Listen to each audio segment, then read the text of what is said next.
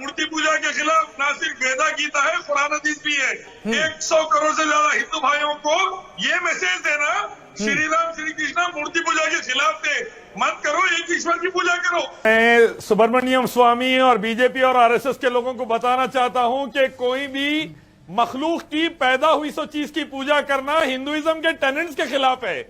श्री कृष्ण ने कहा कि पैदा हुई सो चीज की पूजा करेंगे नरक में जाएंगे। पहली चीज तो यह है कि वो जो भी बनने जा रहा है, श्री राम ने हनुमान जी से कहा था अष्टांग के जरिए इबादत करो एक ईश्वर की, तो वहां पर एक ईश्वर अल्लाह की पूजा शुरू होनी चाहिए सिजदा करते हुए। कृष्ण ने कहा है अर्जुन एक ईश्वर की पूजा कर और स्वर्ग में जा। शराफुद्दीन साहब, American European Italian companies build मक्का। न कस्य कैसे जनिता न गडिपा, ईश्वर के माँ बाप बीवी बच्चे नहीं है। एकम ब्रह्म द्वितीय नास्ते ने नास्ते किंचन, ईश्वर एक है दूसरा नहीं है, नहीं है नहीं है, जरा सा भी नहीं है। ये धार्मिक किताब बोल रही है आपकी। आप वेदा ऋग्वेद यजुर्वेद पढ़ो जाके, हमारे पास सारी किताबें हैं, आपको पता चलेगी। आप कुरान पढ़िए भाई, बाकी हम लोग पढ़ लेंगे।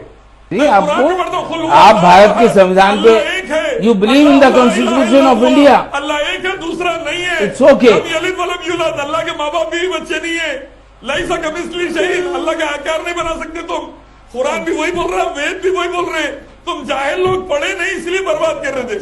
इंशाल्लाह बढ़ेंगे और आजादी के वहां पर आकर इंशाल्लाह आजादी के नमाज पढ़ेंगे कुरान हदीस वेदा गीता के हुक्म से, अल्लाह रसूलुल्लाह श्री राम श्री कृष्ण के हुक्म से आजादी के नमाज पढ़ेंगे वहां इंशाल्लाह।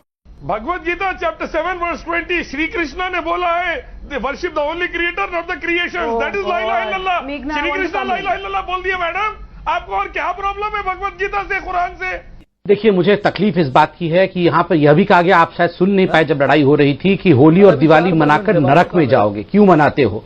अभी इन्होंने कहा ना, आप उसको निकाल के सुनिए, उन्होंने कहा होली दिवाली मनाना मतलब नरक में जाना। श्री कृष्ण ने कहा, मैंने भाई श्री कृष्ण पढ़ो भगवत गीता में, तुम एक ईश्वर को जोड़ के दूसरे की पूजा करोगे नरक में जाओगे। Chapter 7 verse 20। शिया बंगोड वाले भी कुरान को माने और संगी लोग वेदा को माने, दोनों मूर्ति पूजा के खिलाफ है। मूर्ति पूजा मखलूक की पूजा नहीं होनी चाहिए। और राम की जो बात कर रहे थे अभी साहब, उनको मैं कहना चाहूंगा कि लुटेरों के साथ डाकुओं के साथ उन्होंने नहीं रहते, अच्छे लोगों के साथ रहते श्री राम। जाके मस्जिदा तोड़ के क्रिमिनल बनेंगे।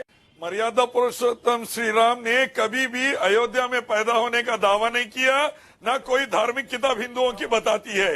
ये जितने भी संत लोग हैं 125 करोड़ हिंदुस्तानियों को बेवकूफ बना रहे, वेदा गीता उपनिषद पुराणास के खिलाफ जाके। इनको धार्मिक किताब पढ़नी चाहिए और दिल और दिमाग से उसको मानना चाहिए। श्री राम ने कभी भी ये दावा नहीं किया। श्री राम धार्मिक किताबों के हिसाब से कभी अयोध्या में पैदा नहीं हुए।